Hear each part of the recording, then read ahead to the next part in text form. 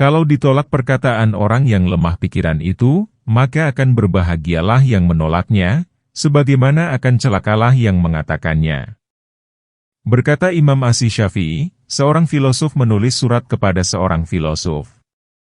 Di antara isinya yaitu, engkau telah mendapatkan ilmu, maka janganlah engkau kotorkan ilmu-mu itu dengan kegelapan dosa. Nanti engkau akan tinggal dalam kegelapan, pada hari di mana ahli ilmu bekerja dengan nur ilmunya. Adapun zuhudnya maka berkata Imam Asy-Syafi'i, barang siapa mendakwakan bahwa ia mengumpulkan antara cinta kepada dunia dan cinta kepada pencipta dunia dalam hati nuraninya, maka dia itu bohong. Berkata Al-Humaydi, Imam Asy-Syafi'i pergi ke Yaman bersama beberapa orang pembesar negeri. Lalu ia berangkat ke Makkah dengan membawa uang 10.000 dirham. Di luar kota maka dibangunnya suatu tempat tinggal. Maka berdatanganlah manusia berkunjung kepadanya. Dia terus menetap di tempat itu sampai uang itu habis dibagi-bagikannya. Pada suatu kali, Imam Asy-Syafi'i keluar dari kamar mandi umum, lalu diberikannya uang yang banyak kepada penjaga kamar mandi itu. Pada suatu kali tongkatnya jatuh dari tangannya, lalu tongkat itu diserahkan orang kepadanya. Maka untuk berterima kasih kepada orang itu, lalu Imam Asy-Syafi'i memberikan uang 50 dinar. Kemurahan hati Imam Asy-Syafi'i adalah lebih terkenal dari apa yang diceritakan. Pangkal zuhud ialah kemurahan hati. Karena orang yang mencintai sesuatu benda, akan memegangnya erat-erat. Tidak ingin berpisah daripadanya. Maka tidak mau berpisah dari harta, selain orang yang telah kecillah dunia pada pandangannya. Dan itulah arti zuhud. Betapa kuat zuhudnya dan sangat takutnya kepada Allah Ta'ala serta kesungguhan kemauannya dengan akhirat, adalah dibuktikan oleh apa yang diriwayatkan bahwa sesungguhnya Sufyan bin Uyainah meriwayatkan suatu hadis tentang sifat yang halus, lalu pingsanlah Asy-Syafi'i. Maka orang mengatakan kepadanya, Imam Asy-Syafi'i telah wafat. Lalu Sufyan menjawab, jika benarlah ia telah wafat maka telah wafatlah orang yang paling utama bagi zamannya. Dan apa yang diriwayatkan Abdullah bin Muhammad al-Balawi dengan katanya, adalah aku dan Umar bin Nabatah duduk memperkatakan tentang orang, abid dan orang jahid. Maka berkata Umar kepadaku, belum pernah aku melihat orang yang lebih wara, memelihara diri dari dosa dan harta diragukan, dan lancar berbicara dari Muhammad bin Idris Asy-Syafi'i. Aku, Imam Asy-Syafi'i dan Al-Harits bin Lubaid pergi ke Bukit Syafa. Al-Harits adalah murid Syalih Al-Marri. Ia memulai membaca Al-Quran. Adalah dia mempunyai suara merdu, ia lalu membaca ayat ini, inilah hari yang dikala itu mereka tiada dapat berbicara. Dan kepada mereka tiada diberikan keizinan, sehingga mereka dapat memajukan keberatan, pembelaan, surat 77 ayat 35-36. Maka aku lihat Imam Asy-Syafi'i berubah warna mukanya, berkerut kulit keningnya, badannya gemetar lalu jatuh tersungkur. Ketika ia sadar kembali, maka ia berkata, aku berlindung dengan Engkau ya Allah dari tempat berdirinya orang-orang dusta dan penyelewengan orang-orang lengah. Ya Allah, kepadamu jua tunduk hati orang-orang, arifin, orang yang mengenal Allah, dan membungkuk merendahkan diri orang-orang yang rindu kepada Engkau. Tuhanku, anugerahilah kepadaku limpah karuniamu. Muliakanlah aku dengan lindungan-Mu. Maafkanlah keteledoranku dengan kemurahan Mu. Abdullah bin Muhammad al-Balawi menerangkan, kemudian ia pergi dan kami pun pergi. Tatkala aku masuk Baghdad dan Asy-Syafi'i masih di Irak. Maka aku duduk di tepi sungai, mengambil wudhu untuk bersyalat. Tiba-tiba lewat di sampingku seorang laki-laki, seraya berkata kepadaku, ya, saudara. Berwudhulah dengan baik, niscaya Allah memberikan kebaikan kepadamu di dunia dan di akhirat. Lalu aku menoleh, maka tiba-tiba aku dengan orang yang diikuti oleh orang ramai. Maka bergegas-gegaslah aku berwudu dan mengikutinya dari belakang. Maka ia memandang kepadaku seraya bertanya, adakah bagimu keperluan? Ada, jawabku. Ajarilah aku sedikit dari pengetahuan yang dianugerahi Allah kepadamu. Maka ia menjawab, ketahuilah. Orang yang membenarkan Allah, niscaya terlepas dari bahaya. Orang yang sayang kepada agamanya, niscaya selamat dari kehinaan. Orang yang zuhud pada dunia, niscaya tetaplah dua matanya memandang pahala daripada Allah Ta'ala pada hari esok. Apakah aku tambahkan lagi? Ya, jawabku. Lalu ia menyambung, orang yang ada padanya 3 perkara, maka sempurnalah imannya, orang yang menegakkan amar ma'ruf terhadap orang lain dan terhadap dirinya, orang yang menjalankan nahi mungkar terhadap orang lain dan terhadap dirinya dan orang yang menjaga batas-batas yang ditentukan Allah Ta'ala. Apakah aku tambahkan lagi? Ya, jawabku. Maka ia menyambung, hendaklah kamu zuhud di dunia dan gemar ke akhirat. Dan benarkanlah akan Allah Ta'ala dalam segala pekerjaanmu, niscaya engkau terlepas serta orang-orang yang terlepas dari segala mara bahaya. Kemudian ia pergi lalu aku tanyakan, siapakah orang itu? Maka menjawab orang banyak, itulah Imam Asy-Syafi'i. Lihatlah Imam Asy-Syafi'i jatuh tersungkur, kemudian perhatikanlah kepada pengajarannya, betapa membuktikan yang demikian itu, kepada kezuhudan dan sangat ketakutannya kepada Allah Ta'ala. Ketakutan dan kezuhudan, ini tidak datang selain karena mengenal Allah Maha Mulia dan Maha Besar. Allah berfirman, sesungguhnya yang takut kepada Allah dari hambanya ialah ulama orang berilmu, surat 35 ayat 28. Maka Imam Asy-Syafi'i tidaklah memperoleh ketakutan dan kezuhudan itu, dari ilmu kitab berjual beli dan sewa menyewa dan lain-lain kitab fikih. Tetapi diperolehnya dari ilmu akhirat yang bersumber dari Al-Quran dan hadis. Karena hukum dari orang-orang terdahulu dan yang kemudian, tersimpan pada keduanya. Adapun tentang kealimannya, mengetahui segala rahasia hati dan ilmu-ilmu akhirat, maka Anda dapat mengetahuinya dari kata-kata ilmu yang berasal daripadanya. Menurut riwayat, pernah orang bertanya kepada Imam Asy-Syafi'i tentang riya. Maka ia menjawab dengan tegas, riya adalah suatu fitnah yang diikatkan oleh hawa nafsu untuk mendindingi penglihatan mata hati ulama-ulama. Lalu mereka melihat kepada riya itu, dengan jahatnya pilihan jiwa. Maka binasalah segala amalannya. Berkata Imam Asy-Syafi'i, apabila engkau takuti timbul ujub pada amalanmu, maka pandanglah kepada rela Tuhan yang engkau cari, pada pahala yang engkau gemari, pada siksa manapun yang engkau takuti, pada sehat yang engkau syukuri dan pada bala yang engkau ingati. Apabila engkau renungkan salah satu dari perkara-perkara tadi maka kecillah rasanya pada matamu amalanmu itu. Lihatlah bagaimana Imam Asy-Syafi'i menerangkan hakikat, makna riya dan cara mengobati ujub. Keduanya itu adalah bahaya besar bagi hati. Berkata Imam Asy-Syafi'i, barang siapa tiada menjaga dirinya maka tak bergunalah ilmunya. Katanya lagi, barang siapa taat kepada Allah Ta'ala, dengan ilmu, maka bermanfaatlah batinnya, hatinya. Katanya lagi, tiada seorang pun melainkan mempunyai yang dikasihi dan yang dimarahi. Apabila ada seperti demikian, maka hendaklah engkau bersama golongan orang yang taat kepada Allah Ta'ala.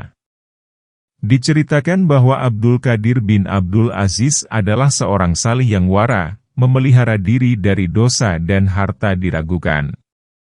Dan ia bertanya kepada Imam Asy-Syafi'i tentang masalah wara itu. Dan Imam Asy-Syafi'i amat suka menerima kedatangannya karena waranya. Maka pada suatu hari bertanyalah ia kepada Imam Asy-Syafi'i, manakah yang lebih utama, sabar atau diuji atau diberi keteguhan hati? Maka menjawab Imam Asy-Syafi'i, diberi keteguhan hati adalah derajat nabi-nabi. Dan tak ada keteguhan hati itu selain sesudah diuji. Apabila diuji maka bersabar. Apabila sudah bersabar maka teguhlah hati. Tidaklah engkau lihat, bahwa Allah Ta'ala menguji Nabi Ibrahim, kemudian ia memberikannya ketetapan hati? Ia menguji Nabi Musa, kemudian ia memberikannya ketetapan hati. Ia menguji Nabi Ayub, kemudian ia memberikannya ketetapan hati. Dan ia menguji Nabi Sulaiman, kemudianlah memberikannya ketetapan hati dan menganugerahinya kerajaan. Maka ketetapan hati itu adalah derajat yang paling utama. Berfirman Allah Ta'ala, dan begitulah kami teguhkan kedudukan Yusuf di muka bumi, Surat 12 ayat 21. Nabi Ayub sesudah menghadapi ujian besar, barulah diberi keteguhan hati. Berfirman Allah Ta'ala, kami berikan kepadanya keluarganya dan tambahannya lagi sebanyak itu pula, Surat 21 ayat 84. Kata-kata tersebut dari Imam Asy-Syafi'i menunjukkan betapa melaut pahamnya akan rahasia yang terkandung dalam Al-Quran dan penglihatannya tentang kedudukan orang-orang yang menuju kepada Allah Ta'ala, baik nabi-nabi atau wali-wali. Semuanya itu adalah dari ilmu akhirat. Ditanya kepada Imam Asy-Syafi'i, bilakah seorang itu dipandang alim? Ia menjawab, apabila ia yakin pada sesuatu ilmu lalu diajarinya ilmu itu. Kemudian ia menempuh ilmu-ilmu yang lain, maka dilihatnya, mana yang belum diperolehnya. Ketika itu, barulah dia seorang alim. Pernah ditanyakan orang kepada Jalinus, sesungguhnya Tuhan menyuruh buat bermacam-macam obat untuk satu penyakit.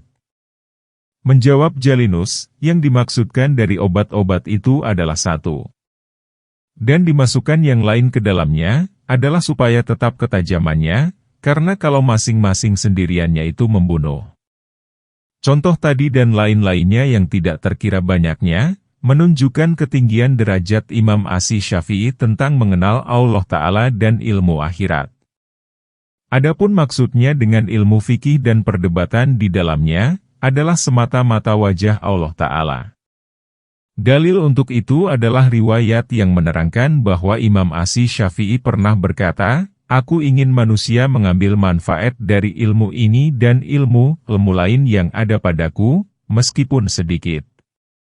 Maka lihatlah betapa Imam Asy-Syafi'i memperhatikan kepada bahaya ilmu dan mencari nama baginya. Dan bagaimana ia membersihkan hati daripada berpaling kepadanya, yang semata-mata niatnya adalah karena wajah Allah Ta'ala. Asy-Syafi'i berkata, tidaklah sekali-kali aku bertukar pikiran dengan seseorang, dengan tujuan bahwa aku lebih suka ia salah. Katanya lagi, tidaklah sekali-kali aku berkata dengan seseorang, selain aku menyukai supaya dia mendapat taufik dan kebenaran, pertolongan dan pimpinan daripada Allah Ta'ala serta pemeliharaan.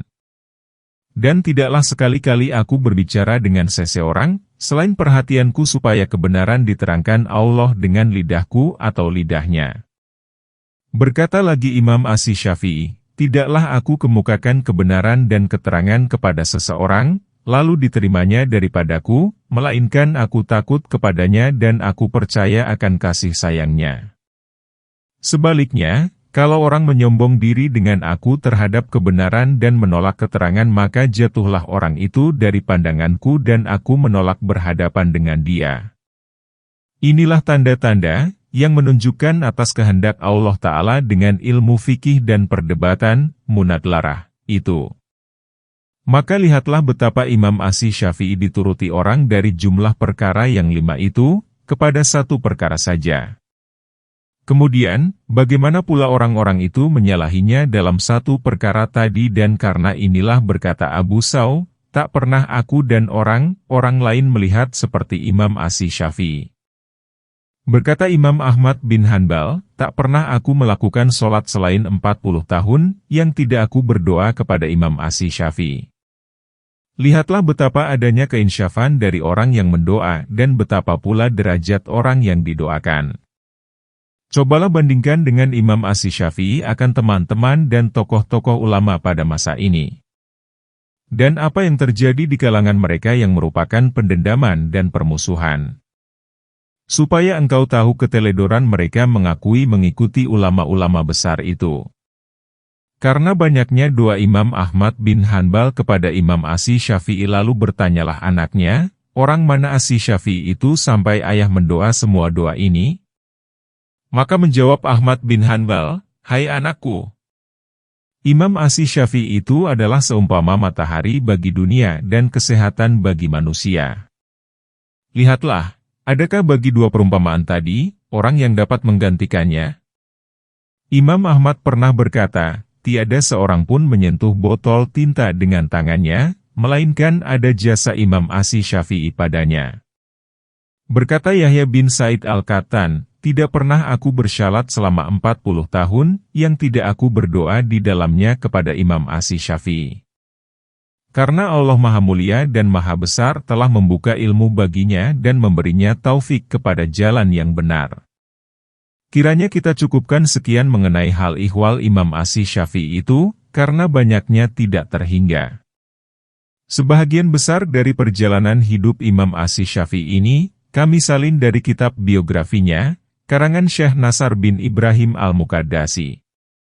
Kiranya Allah merelai Imam Syafi'i dan seluruh kaum muslim. Adapun Imam Malik maka beliau pun berpakaian dengan yang 5 perkara itu. Pernah orang bertanya kepadanya tentang menuntut ilmu, "Apakah yang hendak Tuan katakan tentang menuntut ilmu?" Lalu menjawab Imam Malik, "Bagus, baik. Tetapi perhatikanlah apa yang harus engkau kerjakan dari pagi sampai petang, maka perlukanlah pekerjaan itu." Imam Malik sangat memuliakan ilmu agama. Sehingga apabila ia bermaksud meriwayatkan hadis, maka lebih dahulu ia mengambil wudhu, dan duduk di hadapan tempat duduknya dan menyisirkan janggutnya, memakai bau-bauan serta duduk dengan tenang dan bersikap. Maka barulah beliau meriwayatkan hadis itu. Karena caranya yang demikian, maka orang bertanya kepadanya, lalu ia menjawab, "Aku suka membesarkan hadis Rasulullah." Berkata Imam Malik, "Ilmu itu nur, yang diberikan oleh Allah menurut kehendaknya. Dan tidaklah ilmu itu dengan banyak cerita."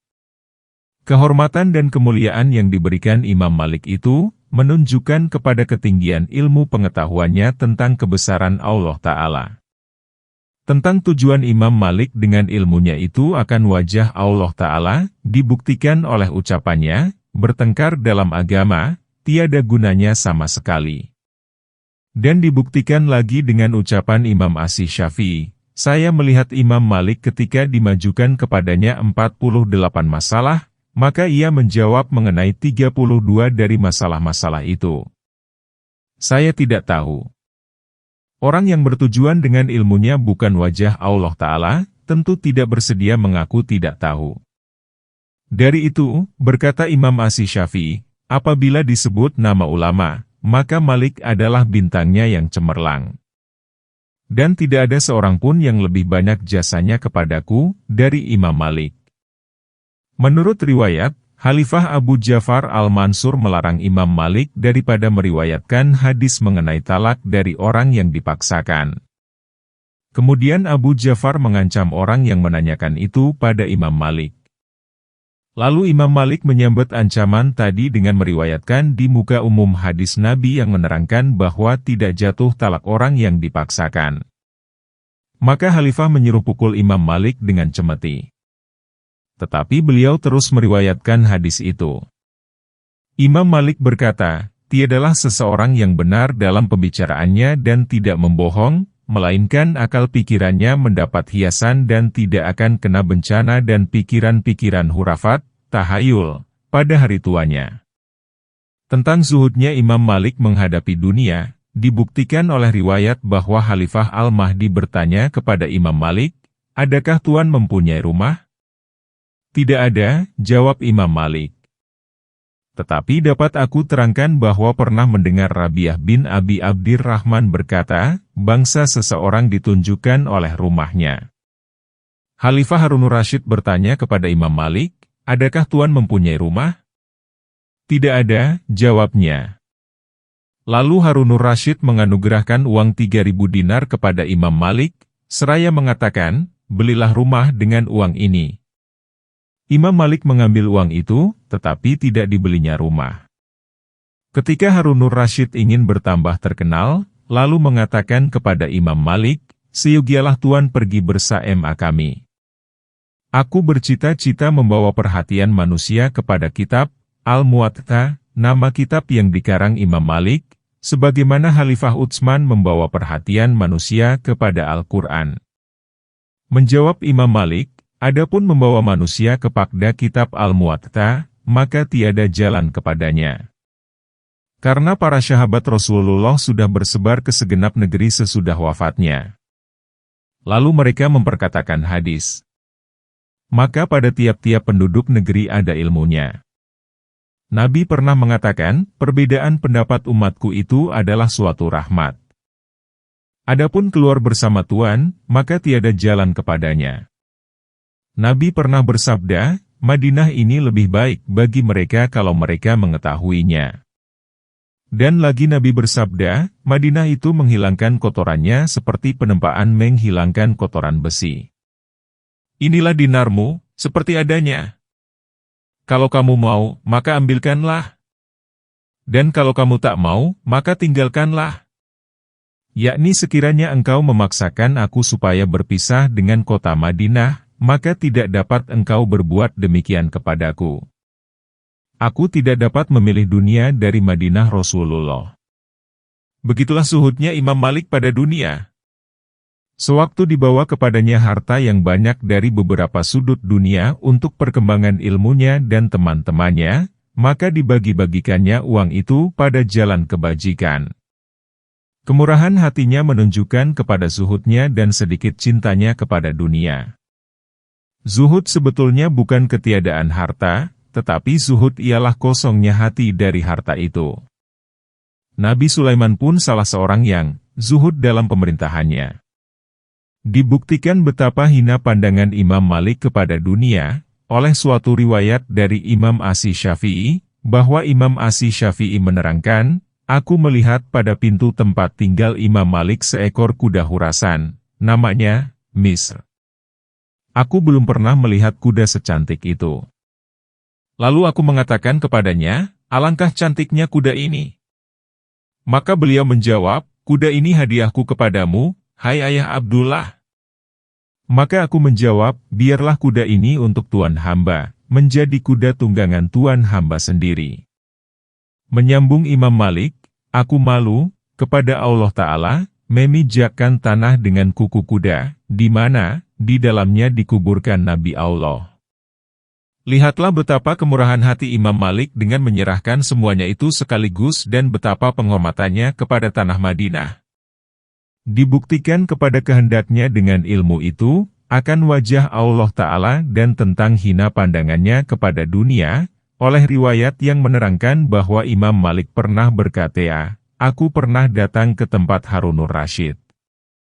Lalu berkatalah Harunur Rasyid kepadaku, wahai ayah Abdullah, sayogialah Tuhan selalu datang kepada kami, sehingga anak-anak kita mendengar kitab Al-Muwatta langsung dari Tuhan sendiri. Imam Malik berkata, lalu jawabku, kiranya Allah menambahkan kemuliaan amir penghulu kami. Sesungguhnya ilmu itu adalah seumpama uang keluar daripadamu. Jikalau engkau muliakan, maka mulialah dia dan jika engkau hinakan maka hinalah dia. Ilmu itu didatangi dan tidak mendatangi. Maka menyambung Harunur Rasyid, benar Tuan. Keluarlah ke masjid supaya Tuan mendengar bersama manusia ramai. Adapun Imam Abu Hanifah juga seorang, abid, zahid, arif billah, amat takut kepada Allah dan menghendaki wajah Allah dengan ilmunya. Adapun dia itu, abid, maka dapat diketahui dengan riwayat dari Ibnul Mubarak yang mengatakan, Imam Abu Hanifah adalah seorang yang berperi kemanusiaan dan banyak mengerjakan sholat. Menurut cerita Ahmad bin Abi Sulaiman, adalah Imam Abu Hanifah menghidupkan seluruh malamnya dengan ibadah. Menurut riwayat yang lain, ia menghidupkan setengah malam dengan ibadah. Pada suatu hari, Imam Abu Hanifah lalu di jalan besar. Lalu orang menunjukkan kepadanya dan ia sedang berjalan kaki, dengan mengatakan kepada orang lain, itulah dia, orang yang menghidupkan seluruh malamnya dengan ibadah. Maka senantiasalah sesudah itu, ia menghidupkan seluruh malamnya dengan ibadah dan mengatakan, aku malu kepada Allah disebutkan tentang ibadahku yang tidak sebenarnya. Mengenai zuhudnya, diriwayatkan dari Ar-Rabi bin Ashin, yang mengatakan, aku diutus oleh Yazid bin Umar bin Hubairah. Maka aku datang menjumpai Abu Hanifah. Yazid mau mengangkat Abu Hanifah menjadi pengurus Baitul Mal. Ia menolak lalu dipukul 20 kali. Lihatlah bagaimana ia lari dari pangkat dan bersedia menanggung azab sengsara. Berkata Al-Hakam bin Hisham Sakafi, orang menceritakan kepadaku di negeri Syam, suatu cerita tentang Abu Hanifah, bahwa beliau adalah seorang manusia pemegang amanah yang terbesar. Sultan mau mengangkatnya menjadi pemegang kunci gudang kekayaan negara atau memukulnya kalau menolak. Maka Abu Hanifah memilih siksaan mereka daripada siksaan Allah Ta'ala. Diriwayatkan bahwa Abu Hanifah disebutkan namanya pada Ibnul Mubarak, lalu Ibnul Mubarak menjawab, adakah kamu sebutkan seorang laki-laki yang diberikan kepadanya dunia dengan segala kemewahannya, lalu ia lari daripada kemewahan itu? Diriwayatkan dari Muhammad bin Syujah, berasal dari setengah sahabat Abu Hanifah, bahwa ada orang mengatakan kepada Abu Hanifah, Amirul Mukminin Abu Ja'far al-Mansur memerintahkan untuk dianugerahkan kepada Tuan, uang sebanyak 10.000 dirham. Muhammad bin Syujah mengatakan, bahwa Abu Hanifah tidak bersedia menerima pemberian tersebut.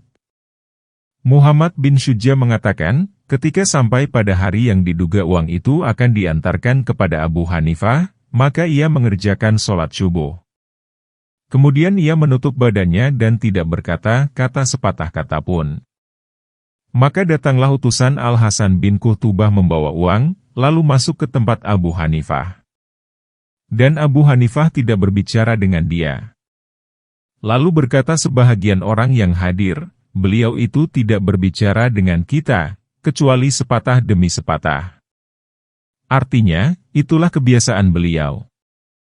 Kemudian, maka berkatalah Imam Abu Hanifah, letakkanlah uang itu dalam tas kulit ini dan bawalah ke sudut rumah. Kemudian, sesudah itu, Abu Hanifah meninggalkan wasiat mengenai harta benda di rumahnya. Dia mengatakan kepada anaknya, apabila aku mati kelak dan aku telah kamu kuburkan maka ambillah dirham yang puluhan ribu ini. Dan bawalah kepada Al-Hasan bin Qutubah dan katakanlah kepadanya, ambillah barang simpanan engkau yang engkau simpan pada Abu Hanifah. Berkata anak Abu Hanifah, maka aku laksanakan wasiat itu. Lalu berkata Al-Hasan, rahmat Allah kepada ayahmu. Sesungguhnya dia adalah orang yang tidak mau sedikit pun mengulur tentang agamanya. Diriwayatkan, bahwa Imam Abu Hanifah dipanggil untuk diangkat menjadi kadli, hakim, lalu ia menjawab, aku tidak layak untuk jabatan itu. Lalu orang bertanya kepadanya, mengapa? Abu Hanifah menjawab, kalau aku benar, maka aku tak layak untuk itu. Kalau aku bohong, maka pembohong tak layak menjadi hakim kadli. Adapun ilmunya dengan jalan akhirat dan jalan urusan agama serta pengetahuannya tentang Allah Maha Mulia dan Maha Besar maka dibuktikan oleh kesangatan takutnya kepada Allah Ta'ala dan zuhudnya terhadap dunia. Berkata Ibnu Juraij, telah sampai kepadaku tentang orang negeri Kufahmu yakni Numan bin Sabit, Abu Hanifah, itu, bahwa ia seorang yang sangat takut kepada Allah Ta'ala. Berkata Syuraik An-Nahai, adalah Abu Hanifah seorang pendiam, selalu berpikir dan sedikit berbicara dengan manusia. Inilah di antara tanda-tanda yang tegas, dari ilmu batin dan bekerja untuk kepentingan agama. Barang siapa bersifat pendiam dan zuhud, maka telah memperoleh semua ilmu pengetahuan. Demikianlah sekelumit dari peri kehidupan tiga imam besar itu. Adapun Imam Ahmad bin Hanbal dan Sufyan Ats-Tsuri maka pengikut keduanya adalah kurang, bila dibandingkan dengan pengikut imam yang tiga itu. Pengikut Sufyan adalah kurang bila dibandingkan dengan pengikut Imam Ahmad. Tetapi kemasyhuran dua imam ini, dengan wara dan zuhud, adalah lebih menonjol. Seluruh isi kitab ini, penuh dengan cerita-cerita mengenai perbuatan dan perkataan keduanya. Dari itu tidak perlu lagi diperinci sekarang. Maka lihatlah sekarang tentang perjalanan hidup imam tiga itu. Dan perhatikanlah bahwa segala keadaan tersebut, perkataan dan perbuatan mereka itu, tentang berpaling dari dunia dan menumpahkan seluruh perhatian kepada Allah Ta'ala, adakah dihasilkan oleh semata-mata pengetahuan dengan cabang-cabang fikih, dari pengetahuan berjual beli, menyewa, dihar, mencela istri, ilah, mengandung masa idah, dan lian, menuduh berselingkuh, atau dihasilkan oleh sesuatu pengetahuan lain yang lebih tinggi dan lebih mulia dari ilmu fikih itu? Dan, lihatlah kepada mereka yang mendakwakan dirinya pengikut imam-imam itu, apakah mereka benar pada pendakwaannya atau tidak? Bab ketiga. Ilmu yang dianggap oleh orang awam, terpuji dan sebenarnya tidak. Padanya penjelasan segi yang menyebabkan sebahagian ilmu itu menjadi tercela dan penjelasan penggantian nama-nama ilmu, yaitu, fikih, ilmu, keesaan, tadskir dan hikmah dan penjelasan batas terpuji dan batas tercela dari ilmu-ilmu agama. Penjelasan sebab tercelanya ilmu yang tercela. Mudah-mudahan Anda mengatakan bahwa ilmu ialah mengetahui sesuatu menurut yang sebenarnya. Dan ilmu itu adalah salah satu daripada sifat Allah Ta'ala. Maka bagaimanakah sesuatu itu menjadi ilmu dan bagaimanakah ia menjadi ilmu yang tercela? Ketahuilah kiranya, bahwa ilmu itu tidaklah tercela karena ilmu itu sendiri. Tetapi tercelanya adalah pada hak manusia, karena salah satu dari tiga sebab. Sebab pertama, adalah ilmu itu membawa kepada sesuatu kemelaratan. Baik bagi yang mempunyai ilmu itu sendiri atau bagi orang lain seumpama tercelanya ilmu sihir dan mantera-mantera itu memang sebenarnya, karena diakui oleh Al-Quran yang demikian. Dan ilmu itu menjadi sebab yang membawa kepada perceraian di antara suami istri. Rasulullah telah pernah disihir orang dan sampai sakit karenanya. Maka malaikat Jibril datang menyampaikan peristiwa itu kepada Nabi dan mengambil benda sihir itu dari bawah batu pada dasar sumur. Sihir itu adalah semacam keadaan yang diambil dari pengetahuan dengan khasiat benda-benda, disertai dengan hitungan tentang terbit bintang-bintang. Dari benda-benda itu diperbuat suatu boneka menurut bentuk orang yang disihirkan. Dan diintip suatu waktu tertentu dari terbit bintang-bintang dan disertai pembacaan kalimat-kalimat yang berasal dari kufur dan keji yang menyalahi agama dan dengan kalimat-kalimat itu, sampai kepada meminta tolong kepada setan-setan. Dari keseluruhan itu, dengan hukum kehendak Allah Ta'ala di luar kebiasaan, terjadilah hal-hal yang luar biasa pada diri orang yang disihirkan. Dan mengetahui sebab-sebab tersebut dari segi dia itu pengetahuan, tidaklah tercela. Tetapi tidaklah dia itu membawa kebaikan, selain daripada mendatangkan kemelaratan kepada makhluk Tuhan. Jalan kepada kejahatan adalah kejahatan. Maka itulah sebabnya, ilmu sihir itu menjadi ilmu yang tercela. Bahkan orang yang mengikuti seorang aulia Allah untuk dibunuhnya, di mana aulia itu sudah bersembunyi daripadanya, pada suatu tempat yang terjamin, apabila orang zalim menanyakan tempat aulia itu, maka tidak boleh memberitahukannya tetapi wajib berdusta. Menerangkan tempat persembunyian aulia itu, adalah menunjuk dan memfaedahkan pengetahuan tentang sesuatu, menurut yang sebenarnya. Tetapi itu tercela, sebab membawa kepada kemelaratan. Sebab kedua, bahwa ilmu itu menurut kebiasaan, memberi melarat kepada yang empunya ilmu itu sendiri, seperti ilmu nujum. Ilmu nujum itu sendiri tidak tercela, sebab dia terbagi dua. 1. Bahagian hisab. Al-Quran sudah menerangkan bahwa perjalanan matahari dan bulan itu dengan hisab. Berfirman Allah Ta'ala, matahari dan bulan itu beredar menurut hisab, perhitungan. Surat 55 ayat 5. Dan firman Allah Ta'ala, kami tentukan bulan itu beberapa tempat tertentu sampai kembali dia seperti mayang yang sudah tua. Surat 36 ayat 39. Dua hukum-hukum dan hasilnya kembali kepada membuat dalil atas segala kejadian dengan sebab musababnya. yaitu menyerupai dengan cara dokter membuat dalil dengan detakan jantung kepada apa yang akan terjadi dari penyakit. Yakni mengetahui tempat berlakunya sunnah Allah dan adat kebiasaan Allah pada makhluk Allah. Tetapi ilmu tadi dicela agama. Bersabda Nabi, apabila disebut takdir, maka peganglah. Apabila disebut bintang maka peganglah. Dan apabila disebut sahabatku, maka peganglah. Dan bersabda Nabi, aku takut atas umatku sesudahku 3 perkara, kedaliman imam-imam, percaya kepada bintang-bintang dan pendustaan kepada takdir. Berkata Umar bin Al-Khattab, pelajarilah dari bintang-bintang itu, apa yang dapat menunjukkan jalan kepadamu di darat dan di laut, kemudian berpeganglah kepada pengetahuan itu. Dilarang pengetahuan tersebut dari 3. 1. Bahwa ilmu itu memberi melarat kepada kebanyakan orang. Sebab apabila diterangkan kepada mereka bahwa hal-hal itu terjadi adalah akibat perjalanan bintang-bintang, lalu tumbuhlah anggapan dalam hati mereka bahwa bintang-bintang itu dapat memberi bekas.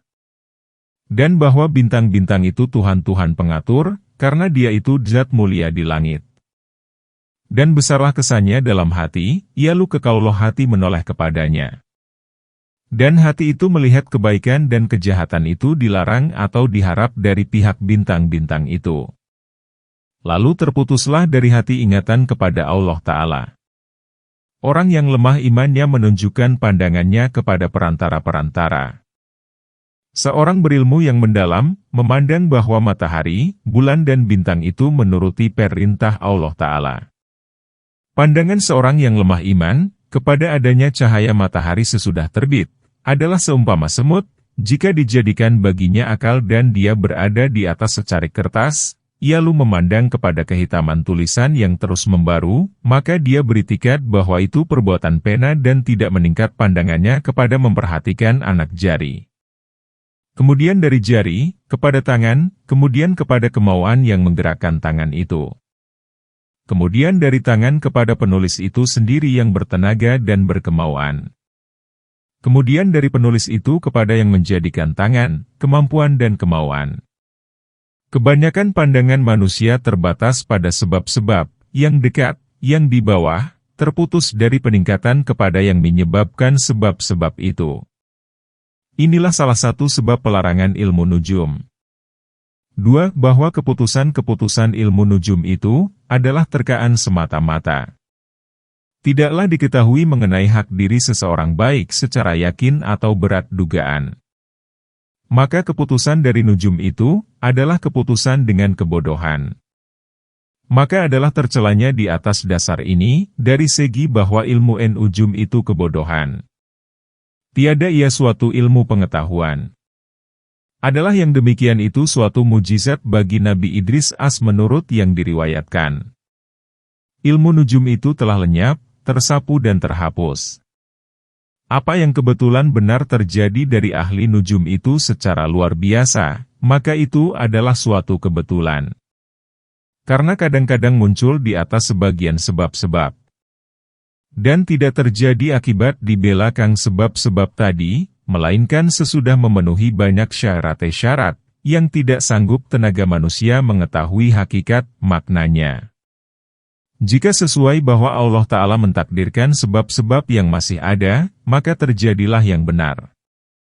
Jika tidak ditakdirkan oleh Allah Ta'ala, maka salahlah dia.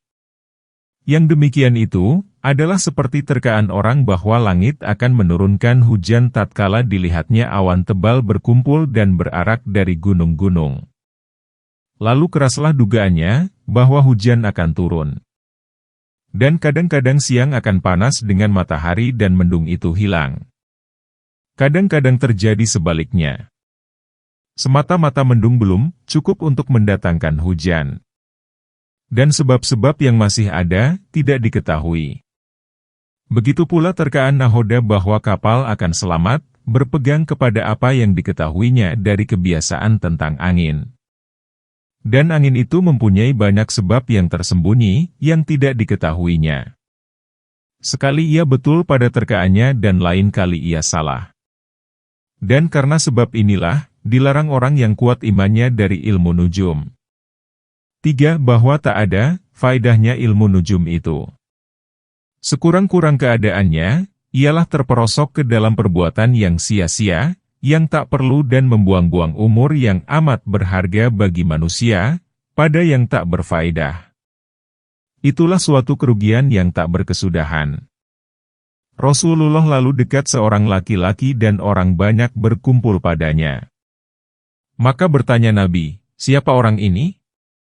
Menjawab orang banyak, orang yang amat alim. Tentang apa? Tanya Nabi, tentang syair dan keturunan orang-orang Arab, sahut mereka. Maka sahut Nabi, ilmu yang tak bermanfaat dan bodoh yang tak memberi melarat. Bersabda Nabi, sesungguhnya ilmu itu adalah ayat yang kokoh, atau sunnah yang tegak atau fardu yang adil. Jadi, turut campur dalam ilmu nujum dan yang serupa dengan ilmu nujum, adalah menghadang bahaya dan terperosok ke dalam kebodohan, yang tak ada gunanya. Apa yang ditakdirkan, itulah yang terjadi. Menjaga diri daripadanya, adalah tidak mungkin. Kecuali ilmu kedokteran, maka ilmu ini diperlukan. Kebanyakan dalil-dalilnya dapat diselidiki. Dan kecuali juga ilmu mentabirkan mimpi, maka walaupun dia merupakan terkaan, tetapi adalah sebahagian dari 46 bahagian dari kenabian dan tak ada bahaya padanya. Sebab ketiga, terjun ke dalam ilmu, yang tidak memberi faedah kepada orang itu dari ilmunya. Ilmu yang semacam itu adalah tercela terhadap orang itu, seperti dipelajarinya ilmu yang halus-halus sebelum yang kasar-kasar, dipelajarinya ilmu yang tersembunyi sebelum ilmu yang terang dan seperti diperbincangkannya tentang rahasia ketuhanan, al-asroril ilahiyah. Karena para filosof dan ulama ilmu kalam, berkata-kata, telah tampil pada ilmu itu. Dan mereka tidak berdiri sendiri dalam hal itu. Hanya yang dapat berdiri sendiri, memperkatakan rahasia ketuhanan dan mengetahui jalan-jalan sebahagian daripadanya, ialah nabi-nabi dan aulia-aulia. Maka wajiblah dilarang orang banyak membahas tentang rahasia ketuhanan dan dikembalikan mereka kepada yang telah diucapkan oleh agama. Yang demikian itu mencukupilah untuk orang yang mendapat taufik. Berapa banyak orang yang terjun ke dalam ilmu pengetahuan dan memperoleh kemelaratan. Jikalau tidaklah ia terjun ke dalam ilmu pengetahuan itu, niscaya adalah hanya lebih baik dalam agama, daripada apa yang telah terjadi padanya. Dan tak dapat dibantah, adanya ilmu yang mendatangkan melarat bagi sebahagian manusia, seumpama melaratnya daging burung dan beberapa macam kue yang enak rasanya, kepada bayi yang masih menyusu. Bahkan banyak orang yang berguna baginya kebodohan dalam beberapa hal.